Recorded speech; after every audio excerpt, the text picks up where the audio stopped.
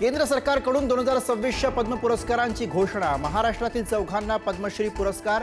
अर्मिडा फर्नांडिस, श्रीरंग लाड, रघुवीर खेडकर आणि भिकल्या धिंडांना पुरस्कार घोषित।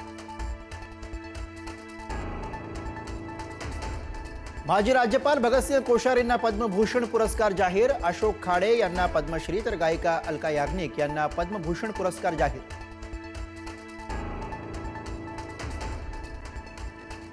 क्रिकेटपटू रोहित शर्मा, हरमनप्रीतला पद्मश्री पुरस्कार। अभिनेते धर्मेंद्र यांना पद्मभूषण तर सतीश शहा यांना मरणोत्तर पद्मश्री पुरस्कार जाहीर।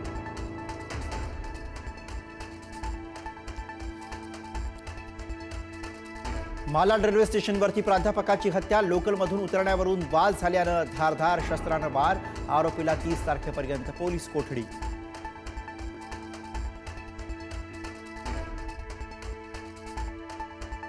पुण्याच्या वाडे बोल्हाईत पतीकडून पत्नीची निर्घृण हत्या। सोन्याच्या दागिन्यांच्या मागणीवरून वाद झाल्यानं पत्नीवर चाकून वार। आरोपी पती शैलेंद्र भटकर याच्या विरोधात गुन्हा दाखल। पुण्यामध्ये पुन्हा हिट अँड रनचा थरार। मॉर्निंग वॉक करणाऱ्या ज्येष्ठ महिलेला उडवलं। चारचाकी वाहनाच्या धडकेत महिलेचा मृत्यू। पुण्यातील पाषाण रोडवरची दुर्दैवी घटना। अपघातानंतर चालक पसार।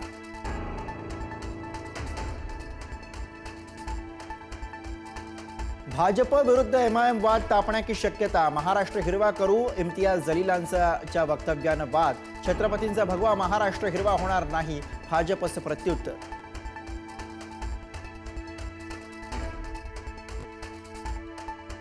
देशाच्या सरन्यायाधीशांना राजकारणात यायचंय, संजय राऊतांचे गंभीर आरोप। तर पक्ष आणि चिन्ह खटला सुरू असताना एकनाथ शिंदेंची भेट घेणं चूक। सरन्यायाधीश सूर्यकांत आणि शिंदे यांच्या भेटीवरनं राऊतांचे खडे बोल। चंद्रपुरात काँग्रेस सत्तेला मुकण्याची चिन्ह। चंद्रपुरातील सत्ता स्थापनेमध्ये किंग मेकर ठरणारे 10 नगरसेवक उद्धव ठाकरेंच्या भेटीसाठी मातोश्रीवर।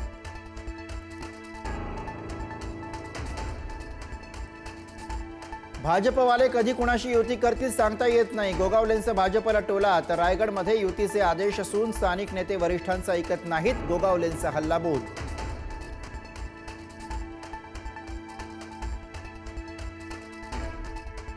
मंत्री प्रताप सरनाईकांकडून परळ एसटी डेपोची पाहणीवेळी चालक वाहकांच्या रेस्टरूममध्ये सापडल्या दारूच्या बाटल्या। मद्यधुंद अवस्थेमध्ये आढळला चालक, तत्काळ निलंबनाच्या सूचना।